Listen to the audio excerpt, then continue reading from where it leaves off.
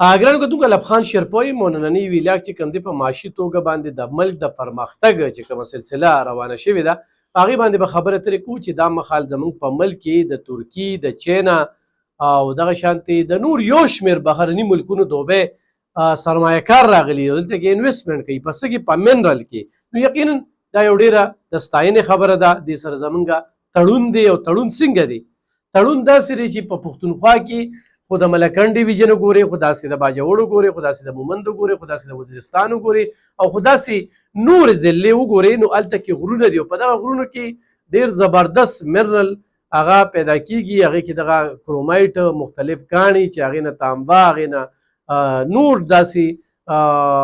قیمتي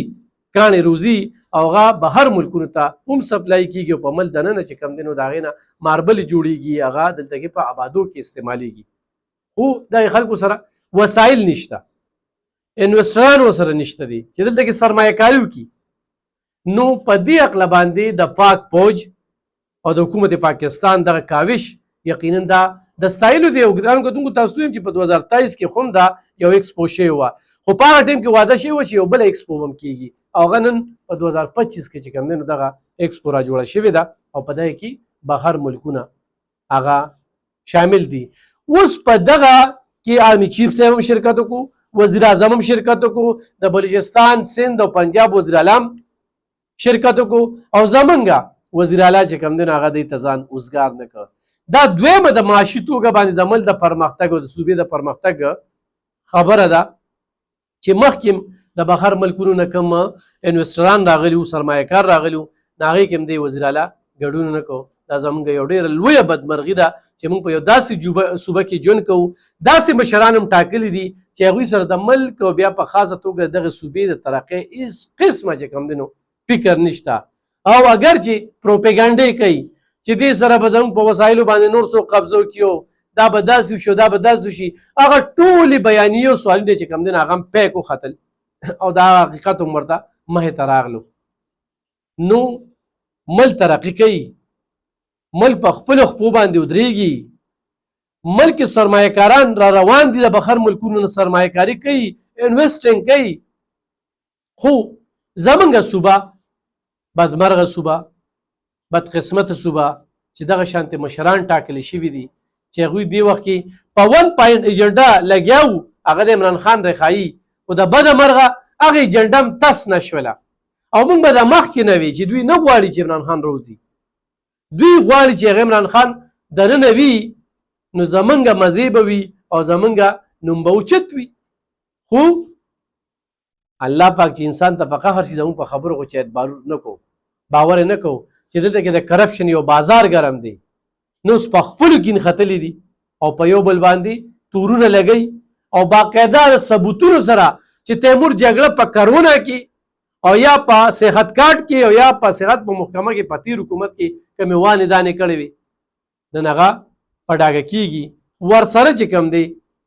نو وزیر اعلی چې کوم کرپشن کوي یا لګیا دی هغه تورونه پرې لګوي دغه شانتې عاطف خان دغه شانتې شوکت یوسفزی وایي چې دلته کې کمپرومایز خلک دي 35 خلک کسان داسې دي پیګان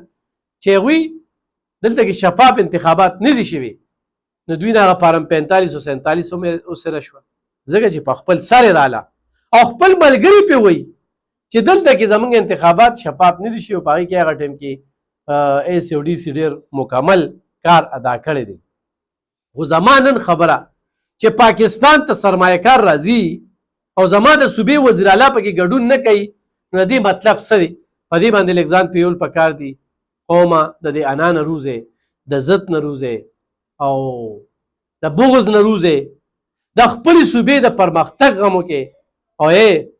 دې وخت کې آرمی چیف جنرال عاصم منیر صاحب چې په کومه طریقه د دې ملک د پرمختګ دا بیړۍ اوچته کړې ده او هغه چې موږ اورېدل چې ملک به ډیپالټ کېږي او ملک چې کوم دی نو د نقصان طرف ته روان دی نو د ډیپالټ دا خبره ختمه شوله اوس سرمایه کار هم لګیا دي او په دې کې د بجلۍ دا یونټه کې کمې راوستل دا هم یو اهم خبره ده پکار ده چې په نورو څیزونو کې په پټرولو کې په ګیس کې په دې کې هم کمې راوستې شي خو ډېر هم کمې راشي نو زموږ صوبې ته پیدا په دې نشته یو سړی و چې پنجاب ته کته نه کېږي یا سند ته کته نه کېږي یا بلوچستان ته کتنه کیږي نو موږ ته هم کتنه کیږي خو زموږ وزیر اعلی چې نه غواړي نو هغې سره به څه کوې چې هغه میټینګ له ځي نه هغه په داسې هغه اجلاس کې کیني نه نو موږ به خورې ترقي وکړو موږ به همدغه د زوال سره مخ یو دې وخت کې دا صوبه وروسته تر بلې قرضداري کیږي په دغه صوبه کې بدامني ده او په دغه صوبه کې خو موږ سوچ وکړو یو بله خبره خو د پنجاب نه افغان راځي نه دلته کې سټیبل کوي هلته لاړ شي هغوی ته وایي چې نه ځي به پرون هر چي نو دوی به ځي دلته کې چې راشي خو ځي نو لاړ دي شو خو نه ځي نو نه دي ځي نو دوی په سټیټ کې سټیټ را پیدا کوي نو چې کله په سټیټ کې سټیټ را پیدا کېږي د حکومت یو فیصله ده